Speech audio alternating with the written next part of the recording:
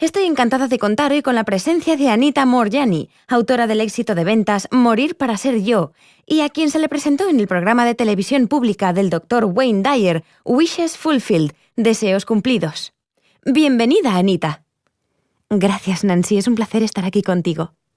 ¡Qué halago! Ya sabes que como directora de eventos de Hay House he recorrido bastante mundo y que he estado con los mejores, pero tengo que decirte que tu historia, tu mensaje, es sin duda uno de los más poderosos e impactantes que haya oído jamás. Ha sido todo un honor viajar contigo por el mundo. Entremos en materia. Me gustaría que nos hablaras del 2 de febrero de 2006. Vaya, me conmueve que digas eso. Se supone que el 2 de febrero de 2006 debería haber sido mi último día de vida, que hoy no debería estar aquí. Y en realidad, si los doctores hubieran tenido razón, no estaría. Debería haber muerto ese día, porque ese día entré en coma, y los doctores le dijeron a mi familia que aquellas eran mis últimas horas de vida. Tenía un cáncer en estado terminal, contra el que llevaba 4 años luchando. En ese momento, el 2 de febrero de 2006, mis órganos se habían apagado, y por ese motivo entré en coma. Hacía 4 años que tenía un linfoma que había empezado con tumores en el cuello. A lo largo de esos 4 años, los tumores, algunos de los cuales eran del tamaño de un limón, se habían extendido. Los tenía en la base del cráneo, alrededor del cuello, en la parte baja de los brazos, en el pecho, y llegaban hasta el abdomen. Tenía además los pulmones llenos de líquido, por lo que me resultaba difícil respirar. Mi piel presentaba enormes lesiones abiertas a través de las cuales se secretaban toxinas. Estaba muy débil, pesaba unos 38 kilos. Mis músculos estaban totalmente deteriorados. De hecho, estaba tan débil que ni siquiera era capaz de mantener la cabeza erguida. No era capaz de incorporarme ni de sostener mi cabeza. Mi cuello estaba hacia abajo y mi cabeza siempre caída. Ni siquiera era capaz de tumbarme horizontalmente porque cada vez que lo hacía me asfixiaba con el líquido pulmonar. Estaba conectada a una botella de oxígeno. No podía andar porque había perdido toda mi masa muscular, así que si tenía que ir a alguna parte me llevaban en silla de ruedas. Aquel día entré en coma porque mis órganos habían terminado por apagarse, finalmente se habían dado por vencidos. Los doctores le dijeron a mi familia que esas eran mis últimas horas de vida. Pero aunque los que se encontraban a mi alrededor no lo sabían, yo era consciente, incluso aunque estuviera en coma, de todo lo que estaba sucediendo a mi alrededor. Era consciente de todo lo que los médicos estaban haciendo, de que cuando entré en coma todos, especialmente mi marido, se quedaron desconsolados y se desesperaron, y de que los médicos decían que aquellas eran mis últimas horas de vida. Yo era consciente de que me estaban poniendo vías, de que me estaban entubando y de que me habían puesto un tubo alimenticio en la garganta. Pero no solo eso, sino que me sentía como si ya no estuviera físicamente unida a mi cuerpo, sino como si fuera totalmente ligera y libre. Fue lo más sorprendente que jamás podría imaginar que sentiría. El dolor había desaparecido por completo, me sentía perfectamente. Nunca antes me había sentido tan bien. Me sentía como inundada por ese sentimiento del amor incondicional. Empleo el término amor incondicional, aunque no se trataba exactamente de eso, porque solemos utilizar este término, amor, en exceso. Este era un tipo de amor que no había experimentado nunca antes en la vida física. Era tan incondicional que por primera vez sentí que no tenía que hacer nada para demostrar mi valía, que me merecía que se me quisiera. Era como si me amaran simplemente por existir. Y estaba ahí, independientemente de lo que hubiera hecho en la vida, daba igual. Se me quería y se me quería de manera incondicional. Por primera vez pude relajarme, no hacía falta que me esforzara, porque me amaran no me aceptaran. Era el sentimiento más increíble. Esta parte de tu historia siempre me llega muy adentro, especialmente por ser una persona que, ya hemos hablado de esto tú y yo, intenta complacer a los demás por todo el concepto, sí, de anteponer los demás a nosotros, por todo el concepto de creer que nos quieren por lo que hacemos, no, sí, por quienes somos. Después tuviste esta experiencia en la otra esfera y supiste de manera visceral que sin duda alguna te querían por ser exactamente quien eres. Sí, eso fue lo más importante para mí, porque de esa manera, a partir de esa experiencia, en esa esfera, me sentí por primera vez amada de manera incondicional. Al sentirlo, aprendí a dejarme querer de manera incondicional al regresar a la vida física. Y me di cuenta de que lo más importante que le faltaba a mi vida no es que no hubiera amor en ella, era dejarme querer. Detengámonos un momento en esto, porque esto lo es todo. Sí, la mayoría de las personas nos creemos que no nos quieren, pero de lo que tenemos que darnos cuenta es de que no estamos dejando que nos quieran. Esa fue la lección más importante que aprendí. En muchísimas ocasiones nosotros mismos impedimos que los recibamos. Sí, exactamente. Ya lo comprendo. Muy bien, Dios mío. Ya lo comprendo. Has hecho que se me salten las lágrimas. Ya veo, a mí me han dado escalofríos. Dios mío. Vale, volvamos al tema. Volvamos a cuando te encontrabas en la otra esfera. Estabas nadando por la otra esfera. Estaba nadando por la otra esfera, donde me encontré con mi padre, que había fallecido hacía 10 años. Mi relación con él había sido turbulenta por muchos motivos cuando me iba haciendo mayor. Chocábamos mucho, especialmente porque nos criamos en un entorno multicultural. Bueno, mejor dicho, yo me crié en un entorno multicultural. Me crié en Hong Kong, a donde se habían mudado mis padres cuando yo tenía 2 años.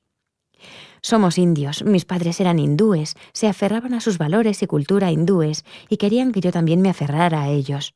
Pero yo no quería hacerlo, me rebelaba contra todo lo que mi cultura defendía. Siempre sentí que había decepcionado a mi padre y que le había defraudado de muchas maneras. Él quería concertar mi matrimonio, pero yo me rebelé contra eso. Finalmente me di por vencida, pero acabé saliendo huyendo de un matrimonio concertado, lo que abochornó a mi familia e hizo que mi familia y la familia de la persona con la que me iba a casar se sintieran avergonzadas. Eso fue un escándalo en mi comunidad, de la que fui excluida. Y cuando por fin estaba a punto de casarme con mi marido, Danny, con el que actualmente estoy casada, falleció mi padre, justo unos meses antes del día de la boda. Esto me llenó de dolor porque era como si mi padre hubiera estado esperando toda una vida a que me casara, pero se había muerto justo antes de la boda y ese día no estaría a mi lado. Cuando me encontré con él en la otra esfera, me di cuenta de que sí que había estado allí conmigo, mirándome desde arriba, también cuando me estaba casando. Me parecía que nunca había sido lo suficientemente buena con él, que no había hecho más que decepcionarle, pero en la otra esfera lo único que percibía era que él me amaba incondicionalmente. Entonces comprendí que cuando morimos, cuando dejamos atrás nuestro cuerpo, en realidad no morimos, porque la parte más importante de nosotros sigue viva. Simplemente dejamos atrás nuestro cuerpo físico y todo lo que lo acompaña: sexo, raza, ego y todas las capas y más capas de filtros que conlleva. Construimos esas capas a lo largo de nuestra vida que implican tener un sexo determinado, una era particular, una cultura y un tiempo. Construimos esas capas de creencias y valores, las proyectamos y reaccionamos e interaccionamos con la gente a través de ellas. Me di cuenta de que cuando no tenemos cuerpo, tampoco tenemos nada de eso, y lo único que nos queda es pura esencia, la pura esencia de lo que somos. Y sin todas esas capas, incluso sin las capas de miedo, sin todo eso, lo que somos es puro amor, Dios puro, llamémoslo como queramos. Somos conciencia pura, puro amor, puro Dios. Eso es el amor incondicional, que está dentro de nosotros, y es esa pura esencia. Lo que estás diciendo es que cuando estuviste en ese lugar te diste cuenta de que todo lo que eras, una vez que te deshiciste de todo eso, sí, te diste cuenta de que una vez que te deshiciste de todo eso, todo con lo que te identificabas, sí, era pura esencia de amor. Sí. Suena como que te aceptaste a ti misma de un modo en que nunca antes lo habías hecho. Exactamente, estás totalmente en lo cierto, lo has comprendido. Y lo que sucedió es que cuando mi esencia estaba con la esencia de mi padre, todo lo que sentía hacia él y procedente de él era puro amor. Mi padre y yo estábamos como conectados, y así es como funciona con todos nosotros como humanos. Me di cuenta de que somos facetas de una misma esencia, la esencia a la que denominamos Dios, que está en nuestro interior y fuera de nosotros, y que también es nosotros, porque no hay separación, no hay un cuerpo físico que nos separe. Y si nos damos cuenta de esto, nos daremos cuenta de que debajo de todos estos filtros y capas, en realidad somos amor, y nos amamos unos a otros. Eso es lo único que importa. Exactamente, es lo único que importa. Y cuando nos damos cuenta de ello, todo se hace mucho más sencillo.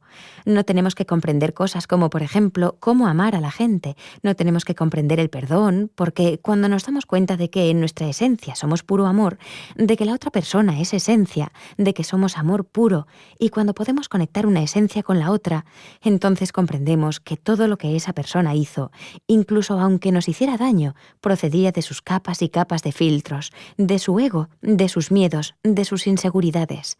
Sus acciones procedían de todo eso, no de su esencia. Eso es algo que sin duda tenemos que asimilar. Sí, después nos damos cuenta de que cuando nos perdonamos unos a otros, nos estamos perdonando por actuar en función de esas capas. Pero cuando las esencias entran en contacto, ya no hay nada que perdonar. El miedo y la culpabilidad desaparecen. Todo desaparece. Desaparece la animadversión. Todo desaparece. Lo único que nos queda es pura comprensión y compasión, y sentimos la esencia de la otra persona. En esa esfera yo sentí la esencia de mi padre y él la mía. Lo único que me quedó fue la comprensión de por qué él había actuado del modo en que lo había hecho, y a él lo único que le quedó fue comprender por qué yo había actuado de aquel modo. Se trataba de pura comprensión, no había nada que perdonar. Por más que hubiera pensado que era víctima de mi cultura, en esa esfera comprendí que la verdadera víctima la había sido él, que se había comportado como mejor había sabido, del modo en que le habían educado durante su vida física. Él pensaba que el mayor acto de amor que podía tener para conmigo era concertarme un matrimonio, porque eso es lo que le habían enseñado. Y entonces lo comprendí todo. Al estar desprovista de todo aquello, comprendí que en realidad no había estado intentando controlarme, sino que se pensaba que me estaba amando. Me ha emocionado algo que has dicho antes al referirte en concreto a tu padre, aunque supongo que se puede aplicar igualmente a todas las personas, que cuando no estamos en nuestro cuerpo físico no hay barreras entre energías. ¿Sí? Entonces todo es uno. Se trata verdaderamente de la no dualidad. Todo es un estado de energía. Sí, exactamente. No hay barrera, no hay separación. Y en ese momento nos damos cuenta de que cuando le hacemos daño a otra persona, nos lo hacemos también a nosotros mismos, o al todo, a ese uno. Ujú. Sí, y en este punto quiero decir que en esa esfera el tiempo se percibía de manera diferente. Ujú. Era como si el tiempo no fuera lineal. Era como si todo estuviera sucediendo a la vez. Percibía todo tipo de cosas. Era consciente de todo lo que le estaba pasando a mi cuerpo, de lo que sentía mi familia, que estaba a mi alrededor. Pero también era consciente de mi padre, de mí, de mi mejor amiga, que había fallecido, y de otras cosas que me rodeaban.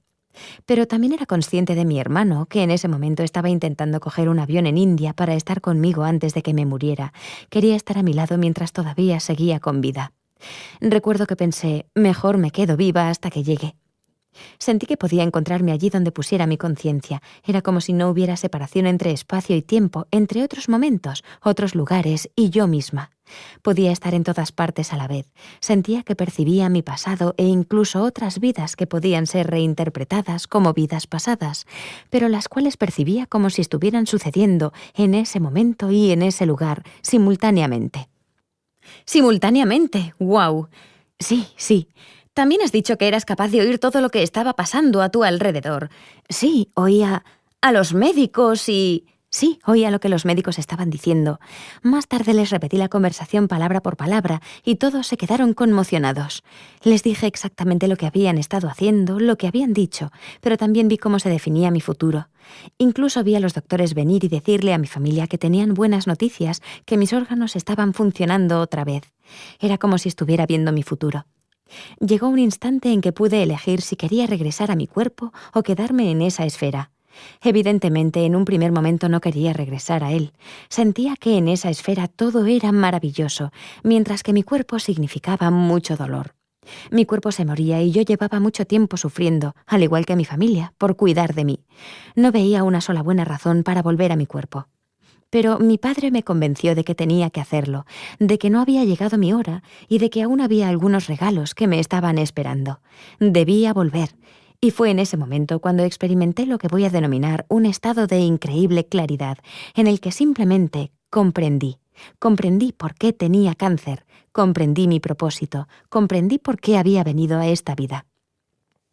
Me di cuenta de que todos somos fantásticos, magníficos seres poderosos, que no hemos venido aquí para ser débiles. Hemos venido para ser poderosos y para expresar quiénes somos. Esa fue la primera vez en que lo comprendí. Y comprendí también que, ahora que ya sabía quién era de verdad, mi cáncer se iba a curar si regresaba. Fue en ese punto cuando mi padre me dijo, «Regresa y vive tu vida sin miedo». En ese momento empecé a despertar del coma. Has dicho hace un momento que cuando estabas todavía en la otra esfera, comprendiste de verdad cómo el cúmulo de decisiones y elecciones tomadas durante tu vida te provocaron el cáncer. Sí, eso es lo que comprendí. Es como si durante ese estado de claridad hubiera estado mirando toda mi vida como un tapiz completo. Y comprendí cómo había sido tejido el hilo de mi vida en ese tapiz, cómo cada elección, cada decisión que había tomado en cada momento de mi vida me había llevado a esta situación de estar tumbada en una camilla de hospital muriéndome de cáncer.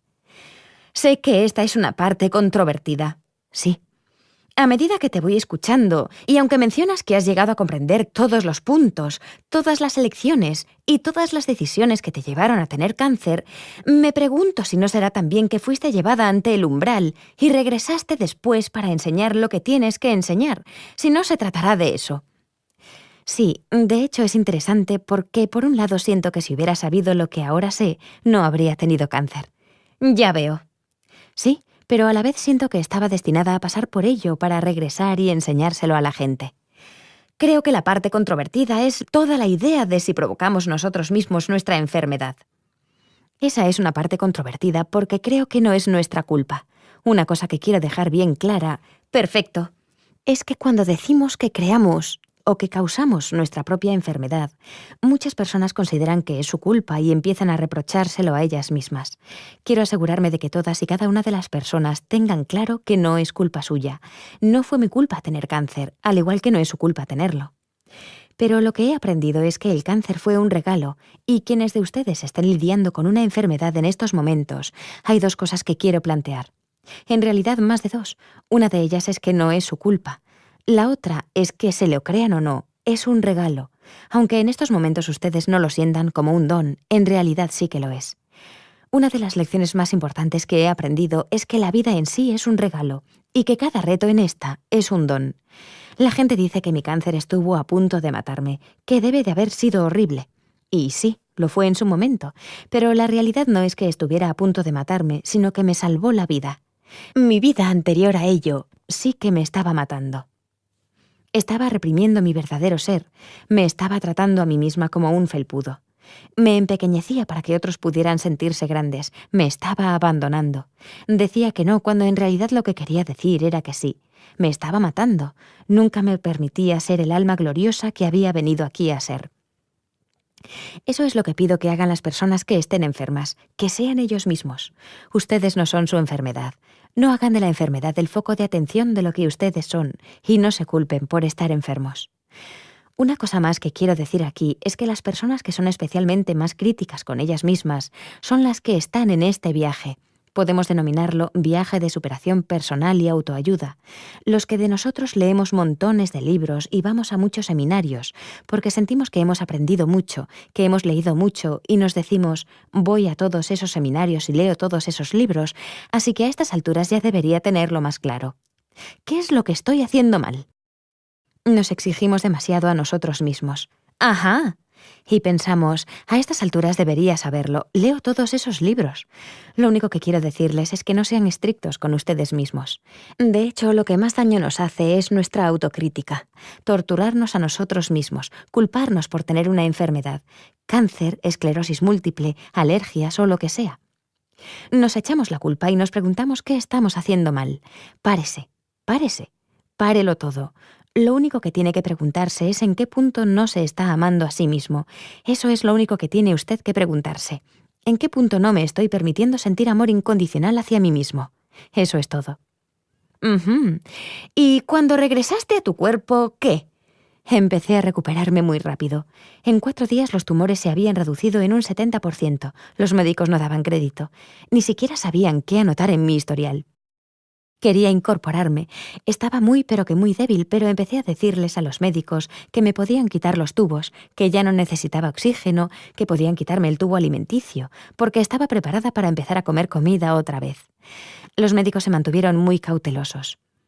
Después empecé a repetir las conversaciones que habían tenido. Le dije a mi marido, ¿no es ese médico el que dijo que de esta noche no iba a pasar, que esas eran mis últimas horas y que mis órganos se habían apagado? Mi marido me preguntó, ¿cómo sabes lo que dijo? Ni siquiera lo dijo en la habitación, lo dijo en el pasillo, como a 40 pies de distancia, y la puerta estaba cerrada. En ese momento aún me costaba comprender qué estaba pasando, porque durante los primeros días sentía como si tuviera un pie en cada lado. Me sentía atontada y estaba intentando verle sentido a todo. Pero el cuarto o el quinto día empecé a adquirir claridad y a decirle a mi familia que me iba a poner bien, que papá había venido a mí y me había dicho que tenía que regresar.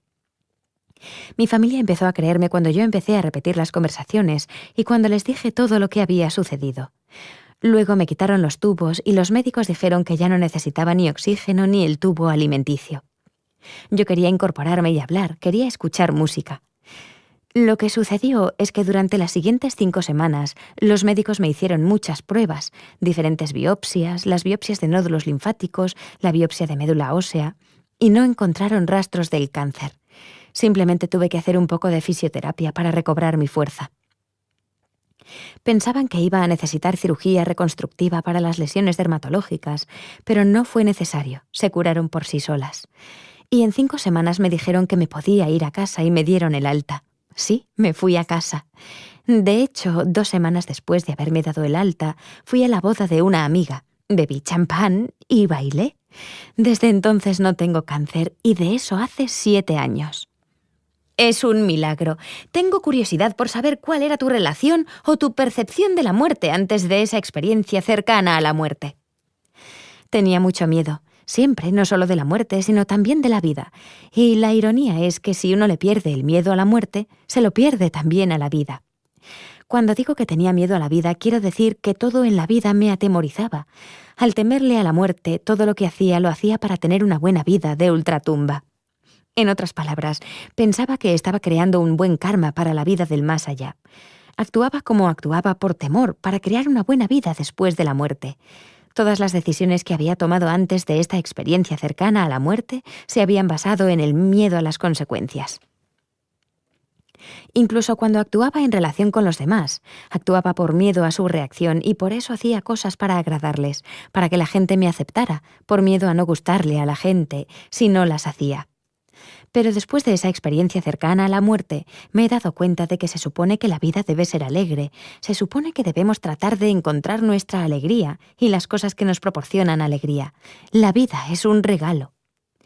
Así que todo lo que hago ahora lo hago porque me proporciona alegría hacerlo. Soy consciente de que si hubiera sabido todo esto antes, entonces nunca habría tenido cáncer. Es interesante. El mero hecho de que me sucediera basta para que sepa transmitirlo y para que sepa que otras personas tienen que enterarse de ello. Exactamente lo que tu padre te dijo. Regresa y vive tu vida sin miedo. Sí, vive la vida. Este es un mensaje para todos. Que vivamos la vida. Exactamente, vive la vida sin miedo. Mucha gente me dice, ¿cómo puedo vivir la vida sin miedo? Si intenta deshacerse de su miedo, lo que sucederá es que acabará centrándose en él y... ¡Exacto! Sí, será lo único en lo que nos concentremos. Yo preferiría que fuéramos más allá de nuestros miedos, porque al intentar deshacernos de ellos, todo lo que logramos es reprimirlos e intentar manejarlos, lo cual no funciona, sino que empeora la situación. Nos estaremos juzgando cada vez que tengamos miedo. Lo que hay que hacer es cambiar el enfoque, cambiarlo hacia el amor, permitiéndonos ser amados de manera incondicional y preguntarnos, ¿qué puedo hacer hoy para estar contento? ¿Qué puedo hacer hoy para demostrarme a mí mismo cuánto me quiero? La gente siente vergüenza ante la idea de quererse a sí mismos. Piensan que es egoísta o narcisista. Y de manera contraria a lo que parece, las personas que aparentemente son las más egoístas son las que menos amor propio tienen. Las que se quieren a sí mismos son las más felices, las más contentas, las personas más seguras y las más generosas, porque no se puede dar cariño a los demás sin antes dárselo a uno mismo. Has hablado del amor como concepto esotérico, pero también te has referido a él como si fuera tan tangible como el dinero. Sí, desde pequeños nos enseñaron que amar a los demás es desinteresado, mientras que amarnos a nosotros mismos es egoísta, algo que la mayoría de nosotros cree que es cierto. Vamos a comparar el amor con una propiedad tangible, como el dinero, por ejemplo. Imagínate que les dieras continuamente tu dinero a otros y que nunca te lo dieras a ti misma, que nunca te permitieras tener dinero porque piensas que es egoísta. ¿Qué sucedería? Perderías tu casa, lo perderías todo. No tendrías coche, no tendrías dinero para hacer nada. Te morirías de hambre. Esto es lo mismo que hacemos con el amor, pero sin darnos cuenta. Es muy importante recibir amor, en primer lugar, de nosotros mismos, porque solo cuando nos permitimos recibirlo de nosotros mismos, podremos abrir la puerta para recibirlo también de los demás. Cierto, no podemos esperar que los demás nos proporcionen lo que nosotros no podemos darnos a nosotros mismos. Exactamente. Lo que pasa es que de tanto darles amor a los demás, nos quedamos vacíos, se nos agota. Luego, cuando llega el momento en que nos hace falta a nosotros, no tenemos.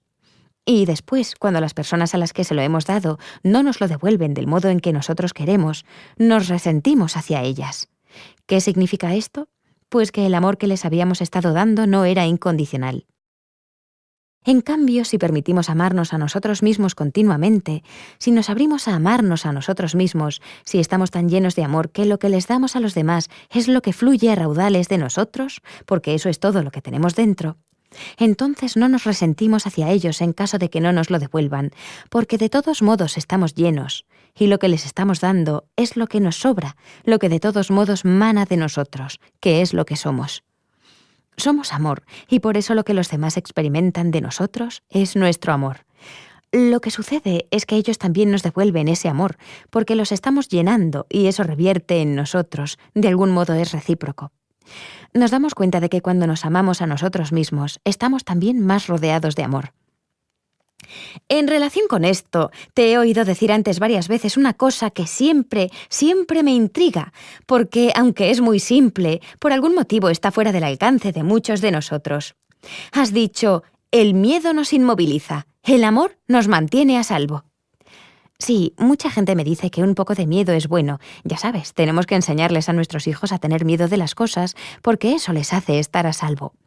Pero yo no estoy de acuerdo con esto, porque el miedo acumulado a lo largo de los años acaba por paralizarnos. Es mejor que les enseñemos a nuestros hijos que amarse a ellos mismos y valorar sus vidas les mantiene a salvo, porque cuando nos amamos no nos ponemos en la línea de peligro. No haremos nada que atraiga el peligro hacia nosotros. Valoraremos nuestra vida y tendremos cuidado de cómo nos tratamos a nosotros mismos. Eso nos mantiene mucho más a salvo de lo que lo hace el miedo. Y un poco antes has hablado también sobre la conciencia y sobre el que atraigamos las cosas en las que centramos nuestra atención. Sí, te he visto hacer tu pequeño ejercicio de la linterna. ¿Podrías? Sí. Incluso aunque no tengamos contacto visual, ¿puedes ayudarnos a realizarlo mentalmente? Claro que sí. El ejercicio trata sobre mi experiencia cercana a la muerte. Como me gusta emplear metáforas, quiero que se imaginen, por decirlo así, que la oscuridad es total, que tienen en la mano una pequeña linterna y que todo lo que pueden ver es lo que ven a través del haz de luz que ésta proyecta. Se trata de una linterna pequeña, no de una grande. Es una pequeña linterna que proyecta un pequeño haz de luz. Más allá del haz de luz, todo es oscuridad cerrada. Usted apunta con la linterna, unas veces apunta a una cosa y otras a otra. El haz de luz es su vida, y todo lo que con éste puede ver son las cosas de las que usted es consciente en este momento. No puede ser consciente de nada más, porque más allá del haz de luz, la oscuridad es cerrada.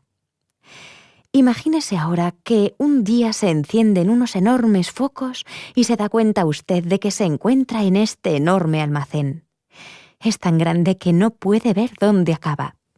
Las paredes son muy altas, el techo está muy arriba, pero lo que sí puede ver son filas y más filas de estanterías grandes, que están repletas de todo tipo de artículos diferentes, grandes y pequeños, de todo tipo de productos y objetos de diferentes colores, que usted ya había visto antes con su linterna, pero también de millones de objetos que nunca antes había visto y cuya existencia ni siquiera conocía. Hay aparatos electrónicos, ropa, objetos que le gustan y otros que no le gustan. Hay comida, colores cuya existencia desconocía, flores, plantas y cosas que nunca pensó que existieran, pero que están ahí.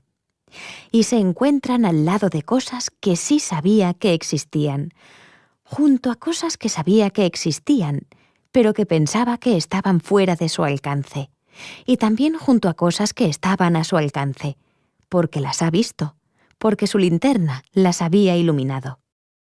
Estos focos están encendidos y le permiten ver todos estos objetos de una vez, todos al mismo tiempo. Ahora los focos se apagan y usted coge de nuevo su linterna. Eso es lo que me sucedió a mí. Haber tenido aquella experiencia cercana a la muerte fue como haber tenido los focos encendidos y haber sido consciente de todo a la vez. Y ahora las luces se han apagado y he regresado a la luz de mi linterna, una linterna que representa mi vida física, mi conciencia y las cosas en las que centro mi atención en todo momento. Aunque solo pueda centrarla sobre una pequeña parte del almacén, solo sobre una pequeña parte de este, sé que hay muchísimos más objetos que están ahí, todos a mi alcance, todos al alcance de ustedes. Solo porque su linterna no se haya centrado en ellos todavía, no significa que pueda hacerlo. Hay muchas cosas que pensamos que son imposibles, pero en realidad sí son posibles, y están ahí y existen junto a lo que consideramos posible. Todo depende de a dónde apuntemos con la linterna. Cuando apuntamos con un haz de luz, la mayoría de nosotros se obsesiona con las cosas a que éste apunta y pensamos que la realidad es simplemente lo que vemos. No nos damos cuenta de que hay muchísimas más cosas ahí al lado porque solo nos hemos concentrado en eso a lo que apunta la luz. Vamos a ver si puedo realizar un ejercicio contigo, incluso aunque no estés en la misma habitación que yo. Quiero que todos nuestros oyentes nos acompañen. Quiero que mires a tu alrededor en la habitación en la que te encuentres. Hagan lo mismo ustedes y miren a su alrededor en la habitación en la que estén. Quiero que localices todos los objetos de la habitación que sean de color rojo. Toma nota mentalmente. Intenta memorizarlos. Memoriza todas las cosas rojas que puedas ver en la habitación en la que estés. Sigue mirando a tu alrededor. Mira a tu alrededor. Vale. Ahora quiero que cierres los ojos. Manténlos cerrados. Quiero que recuerdes tantas cosas azules de la habitación como puedas. Vale. Ahora ábrelos. Mira alrededor y ve cuántas cosas azules se te han pasado. Ello se debe a que no te habías centrado en ellas. Lo que hemos hecho aquí es centrar tu linterna sobre las cosas rojas, y eso es todo lo que has percibido. Eso es lo que hacemos en la vida. ¿Te has dado cuenta alguna vez de que cuando nos compramos un coche nuevo, de repente es como si todo el mundo condujera el mismo coche que nosotros, y en cambio no nos habíamos dado cuenta de ellos el día antes de comprárnoslo? Todo depende de en qué centremos nuestra conciencia. Me gustaría añadir algo aquí. Piensa en cuánta información existe hoy sobre el cáncer. Piensa en toda la publicidad que se hace para sensibilizar sobre esta enfermedad, en los billones de dólares que invertimos con este objetivo, en toda la gente a la que se le informa para que tenga conciencia de él, en todos los carteles, anuncios publicitarios y las pegatinas para coches y campañas que existen. Ahora imagínate lo siguiente. Imagínate que todo ese esfuerzo se empleara en concienciarnos de nuestro bienestar. Piensa qué veríamos y cómo... ¡Qué diferente sería el mundo en que viviríamos! Exactamente, qué diferente sería el mundo en que viviríamos si todos esos billones de dólares se invirtieran en concienciar sobre el bienestar. Voy a hacerte una pregunta, Anita. Dime. Anita, ¿eres capaz de permanecer en este estado de concienciación ahora que de algún modo has vuelto a vivir entre humanos? Ya sabes, de vuelta al mundo de los vivos. ¿Metes la pata? ¿Te topas con obstáculos? ¿Sigue habiendo un punto en que digas, ah, claro, ¿es el tiempo de recuperación cada vez menor? Sí, todavía me topo con obstáculos.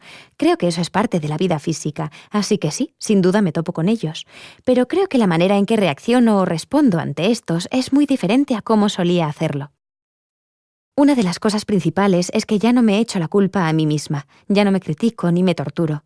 Soy mucho más amable conmigo misma, incluso cuando me topo con obstáculos. Eso es algo muy importante. ¿Y sientes que ese comportamiento desapareció con tu experiencia cercana a la muerte? ¿O fue algo sobre lo que todavía tuviste que seguir trabajando cuando recuperaste tu forma física? Se fue instantáneamente con la experiencia cercana a la muerte, y creo que a partir del momento en que regresé, empecé a sentir esta increíble euforia, amor, gratitud y aprecio por mí misma y por la vida. Veo cómo es la vida en sí misma y qué hemos hecho de ella nosotros como raza y cultura. Me doy cuenta de cómo este hecho lo va erosionando y alejando de nosotros, algo que afrontamos continuamente, y veo que conscientemente tengo que mantener ese estado con el que regresé. Comprendo que nacemos con ese mismo estado que adquirí después de experiencia cercana a la muerte, con euforia, con el conocimiento de que nos merecemos mucho, de que somos respetables y de que estamos llenos de amor. También veo que, aunque nacemos con ese estado, este va mermando con el tipo de cultura y ambiente social en que vivimos. Algo muy importante que has dicho es que tus reacciones han cambiado. Sí.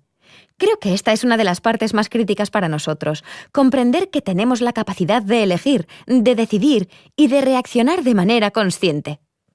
Sí, eso es realmente importante. Creo que lo que más ha cambiado mi manera de reaccionar es, en primer lugar, darme cuenta de que no es culpa mía, no culparme ni criticarme a mí misma. Esta es una de las cosas a las que animo a la gente, porque cuando nos topamos con un obstáculo, si nos torturamos, agravamos el problema. Quiero pedirle a la gente que se fije en su voz interna. ¿Qué se está diciendo a usted mismo? Los problemas siempre van a presentarse en nuestro camino, las cosas siempre van a suceder. Es parte de la vida. Así que lo primero es dejar de torturarse. Otro ejercicio que me gusta pedirle a la gente que haga es el siguiente, un ejercicio que hago con frecuencia en mis talleres. Les pido que escriban en un papel todas las cosas que no les gustan de ellos mismos, que desearían cambiar, que podrían cambiar. El resultado final es que la gente tiene listas tan largas como sus brazos. A veces incluso piden más papel. Pero cuando les pido que escriban las cosas que les gustan de ellos mismos, algunas personas tienen que hacer esfuerzos para que se les ocurran 2 o 3. Así que lo que te pediría que hicieras, y lo que le pediría a nuestros oyentes que hicieran como ejercicio casero, es que te olvides de escribir las cosas que no te gustan de ti o que desearías poder cambiar. Deja de pensar en esos términos. Deja de pensar que necesitas ayuda, que necesitas cambiar o que eres imperfecta. Al contrario, intenta encontrar cada día 5 elogios para ti. Voy a ponértelo realmente difícil. Quiero que cada día encuentres 5 diferentes y que los escribas, como un diario o algo así. Pueden ser de cualquier tipo, el modo en que hayas manejado una situación ese día, que la hayas manejado realmente bien, algo bueno que hayas hecho ese día por alguien, que hayas perdido peso, cualquier cosa. Elógiate por cualquier cosa.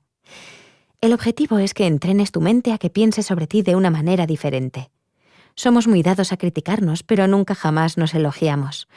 Así que me gustaría que la gente entrenara su mente de nuevo y que se alabara, porque no hacemos más que decir que debemos dejar de juzgar a los demás, que debemos ser menos críticos, cuando si en realidad somos críticos con los demás, es porque lo somos con nosotros mismos. Cuanto más críticos somos con nosotros mismos, más lo somos con los demás. Cuanto más misericordiosos somos hacia nosotros mismos, más lo somos para con los otros. Es así como funciona. Por eso empecemos a entrenarnos para ser misericordiosos y no críticos a la vez. Si eres capaz de llevar un diario en el que aprendas a escribir 5 elogios sobre ti misma cada día, entonces empezarás a darte cuenta de que muchas son las cosas buenas que hay en tu interior, de que haces mucho bien, de que eres muy buena. Tienes que enterarte de ellas por ti misma. Estoy muy emocionada con todo esto. Voy a empezar hoy mismo. Bien. De verdad que lo estoy. Me encanta. ¡Qué bien, qué bien! Me encanta, me encanta, me encanta. Te he oído decir antes que cuando volviste a tu cuerpo físico, tu intuición se había agudizado. Sí. Tengo curiosidad porque no te he oído hablar de ello antes. ¿Te has comunicado con tu padre o con tu mejor amiga desde que regresaste? De hecho, sí. Siento que se comunican conmigo todo el rato, que me guían. La cuestión es que creo que todos nosotros tenemos un guía, pero no lo escuchamos, porque nos hemos vuelto muy cerebrales. Pensamos demasiado. Estamos demasiado ocupados con nuestro cerebro, y por eso bloqueamos nuestra parte intuitiva. En cambio, si observamos a los niños, podremos darnos cuenta de que son mucho más intuitivos que los adultos. Es como si nuestro sistema educativo se hubiera establecido con la condición de que la intuición se mantenga fuera de nosotros. No sé por qué lo hemos hecho, porque si miramos a los animales, como no tienen el sistema educativo que nosotros tenemos, todavía la conservan. Cuando estaba en la otra esfera, comprendí qué significaba buscar, qué significaba agudizar el oído.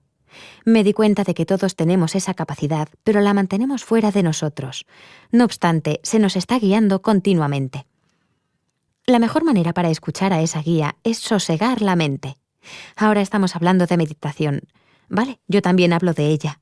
La mayoría de nosotros somos demasiado cerebrales y prestamos demasiada atención a nuestra mente, como para llegar a la meditación de manera correcta. Ese es el problema. Y por ese motivo es conveniente que dediquemos cierto tiempo, 20 minutos o 1 hora al día, a meditar. De hecho, nos podemos pasar toda la vida meditando, lo cual no significa que tengamos que renunciar al mundo material. Podemos estar también muy involucrados en muchos aspectos de nuestra vida y de nuestros trabajos y perseguir nuestros sueños y pasiones, pero de una manera en la que tengamos presente que continuamente nos están guiando, algo que de hecho sucede. De esta manera estamos toda nuestra vida meditando, y no ya solo durante 20 minutos al día o 3 veces por semana. También te he oído hablar, creo que esta es una parte importante para todos nuestros oyentes, de que aquí, en el estado físico, lamentamos la pérdida de los que se van a la otra esfera. Sí, pero no hace falta que lo hagamos. Quiero decir que podemos hacerlo para nosotros mismos. Lo que quiero que la gente sepa es que cuando lloramos la pérdida de otras personas, a veces estamos también confundidos en cuanto al tipo de ceremonia que debemos hacer para ellos. Se nos aconseja que hagamos esto o lo otro por el fallecido. Lo que quiero que la gente sepa es que no hace falta hacer nada por los difuntos. Ellos están bien, están más que bien, están fantásticamente bien. Son libres y felices. Cuidan de nosotros y no hay nada que les haga sentirse más felices que vernos felices. Quieren que seamos felices. La vida es un don, e incluso si ellos no están aquí, quieren que sigamos viviéndola como si fuera un regalo. Si lloramos su pérdida, hagámoslo para nuestra propia curación. No hay nada que tengamos que hacer por ellos. Si hemos perdido a nuestro ser querido, por ejemplo, a nuestra pareja, ésta no se va a molestar porque encontremos el amor otra vez. No se sienta culpable por amar o por encontrar su felicidad o su alegría de nuevo. Si ha perdido a alguien joven, a un hijo, es normal que sienta dolor y que llore por él. Debe hacerlo, pero sepa que ellos siguen estando ahí, que están bien, que siguen estando a su lado y que nadie se marcha antes de tiempo. Estuvieran aquí el tiempo que estuvieran, fue perfecto para ellos. Y cualquiera que fuera el tiempo que usted pasara con ellos, fue su regalo hacia usted. Tómeselo de esa manera. Independientemente de las circunstancias en que alguien fallezca, tanto en un accidente como repentinamente, tras una larga enfermedad o incluso por suicidio, nadie se va antes de tiempo. No se sienta usted culpable por nada. Pero si a usted no se le va de la mente su culpabilidad, un sentimiento, algo que no le dijo o las circunstancias bajo las cuales esa persona falleció, puede usted hablar con ellos. Le van a oír. Solo hábleles como si estuvieran ahí para así cerrar y curar sus propias heridas. No se preocupe por ellos, porque han sido despojados de su ego y de todas esas capas y filtros con las que tenían que lidiar cuando estaban presentes y cuando estaban físicamente vivos. Sepa simplemente que todo lo que sienten por usted es amor, compasión, empatía pura e incondicional.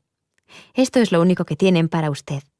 Así que haga todo lo que le permita cerrar sus heridas y liberarse de su culpabilidad, porque ellos no tienen esos sentimientos hacia usted. Gracias por compartir esto. Anita, después de tu experiencia cercana a la muerte, de haber estado en la otra esfera y de haber vuelto, después de sentir como que durante un tiempo tuviste un pie en cada mundo y después de tu elección de regresar, ¿cuál es para ti el mensaje más importante que podrías darnos? El principal mensaje es que debemos ser quienes somos, que seamos nosotros mismos todo lo que podamos, porque ese es el motivo por el que estamos aquí. Ese es el motivo por el que hemos venido a este mundo, para expresar nuestra magnificencia y para brillar con la luz propia tan intensamente como podamos. No le prive al universo o al mundo de la persona que usted vino aquí a ser. Ese es su único objetivo. ¡Hermoso! ¿Cuál si no podría ser? Sé que tu vida ha cambiado drásticamente a raíz de escribir el libro, por todo este torbellino de viajes y de publicidad y a raíz de estar con la gente. ¿Qué es lo que más te apasiona en la actualidad? ¿Qué es lo que está más vivo en ti hoy día? Me encanta hablar con la gente en persona. No puedo creerme cuánto me divierte. Nunca antes había hablado en público, jamás. No sabía que podía hacerlo. No sabía que podía hablarle a una gran audiencia, ser capaz de hablarles a todas esas personas. Que la gente diga, Dios mío, que digan que mi mensaje les ha ayudado, me hace sentir viva. Eso es lo que me vuelve loca, sentir esa presencia, estar en presencia de otras personas y la energía de la gente que hay en la sala es lo que realmente me hace sentir viva. Me encanta. ¿Y qué haces en tu día a día? ¿Cuáles son tus prácticas personales? ¿Cuáles son tus principios no negociables? Ya, los principios no negociables. Me encanta estar en la naturaleza, eso está claro. Me encanta estar en espacios grandes, abiertos, junto al mar. Un principio no negociable es que mi casa siempre debe estar junto al mar. Eso recarga mis pilas. No podría hacer lo que estoy haciendo si no fuera capaz de ver el mar o de ir al mar, al océano, frecuentemente. Cuando digo frecuentemente, quiero decir al menos cada varias semanas, porque cuando viajo no siempre es fácil, pero sí, al menos una vez cada 2 semanas. Ese es un principio no negociable para recargar mis pilas. Me encanta la música. Necesito escuchar mi música. Ese es otro, porque hace que me concentre. También necesito tener mucho espacio y tiempo. Es interesante, es como el yin y el yang de la vida. Crea contraste. Cuanto más tiempo estoy ahí fuera en público, tanto más necesidad tengo de mi soledad, más que nunca antes. Necesito esa soledad para centrarme. Supongo que en tu vida hay un antes y un después. Quiero decir que... sí. Debe ser como 2 vidas diferentes, como si hubieras tenido una vida pasada dentro de esta vida. Sí, Dios mío, no te haces una idea. Soy como 2 personas diferentes. Soy como 2 vidas completamente diferentes. Me vuelve loca, es como un sueño. No podría haberlo descrito mejor. Ajá. Y la cuestión es que creo que hacerlo era mi destino. Mi mensaje para otras personas es que no deben perseguir ni su vida ni su pasión. Simplemente tienen que ser quienes son y dejar que aquellas se desplieguen ante sus ojos. Cuanto más las persigan y anden detrás de ellas, más se estarán enviando el mensaje a sí mismos de que vida y pasión están fuera de su alcance y de que, por tanto, deben perseguirlas. Me estimula mucho que estés aquí ahora, pensando que hay muchísimas maneras en las que podemos dejarnos renacer, renovarnos. No hace falta que pasemos por una experiencia cercana a la muerte. No, y ese es el motivo por el que comparto mi mensaje. La razón principal es porque no quiero que la gente sufra del modo en que yo lo hice. No pasen por ello. Quiero que la gente sepa que la vida es un regalo, porque en caso contrario la gente dirá, si es tan hermoso en la otra esfera, ¿por qué no pongo fin a mi vida antes de tiempo? No, no lo hagan, porque aunque esté sufriendo en estos momentos, en el interior de la vida hay un regalo. La vida es un regalo. Es una pena que solo cuando perdemos algo nos damos cuenta del valor que tenía. Yo perdí mi vida durante un poquito, y en ese momento me di cuenta de su valor. Hay una razón por la que ustedes están aquí, y es un regalo. Vean el regalo que esconde. Gracias, Anita. Sé que vas a poner fin a la entrevista con un ejercicio de meditación. Sí, me gustaría que todos ustedes se relajaran. Tengan presente, en primer lugar, que a lo largo del día, a medida que éste transcurre, creamos tensión en nuestro cuerpo, porque somos muy cerebrales, porque todo pasa por nuestra mente y nos provoca estrés y tensión. Y después mantenemos esta tensión en nuestros músculos y en nuestro cuerpo físico, y nunca nos deshacemos de ella. Así que cada día acumulamos tensión en nuestros músculos y en nuestro cuerpo físico, y eso es lo que crea muchos de nuestros bloqueos. Por eso quiero que se siente cómodamente, que se relaje, que apoye la planta de sus pies en el suelo y las manos en su regazo. Quiero que sea consciente de la parte superior de su cabeza y de los músculos que hay ahí. Sienta cómo se relajan y sienta también su mandíbula, en la que se acumula gran parte de su tensión. Quiero que sienta ahora cómo se relajan y se liberan de la tensión acumulada a lo largo del tiempo, los músculos de su mandíbula. Sienta ahora cómo se relajan sus músculos faciales, sus pómulos, su barbilla, su cuello, sus hombros, sus brazos y sus manos. Note cómo se libera de la tensión cada uno de los músculos de su cuerpo. Quiero que sienta cómo libera toda la tensión de la parte superior de su espalda, la parte inferior de esta, su abdomen y su pecho. Sienta el aire que entra y que sale de usted al respirar. Ahora quiero que relaje los músculos de sus muslos, de su trasero, de sus rodillas, de sus pantorrillas, de sus tobillos y de sus pies. Ahora se siente usted totalmente relajado y ligero. Quiero que se imagine que no pesa nada, como si flotara en una nube. Quiero que se sienta totalmente libre. Imagínese que se encontrara en su esencia. Piense en la zona de su corazón, la zona de su corazón. Quiero que vea una bola de luz que representa la zona de su corazón. Y quiero que vea cómo esa bola de luz crece cada vez más. Eso es usted, su esencia. Ese es el usted que siempre ha vivido y que siempre seguirá viviendo. Es una esencia de amor pura y blanca. Quiero que la vea expandirse y expandirse. Es fuerte y poderosa, y sana y robusta. Su esencia es sana y robusta. No alberga enfermedad alguna.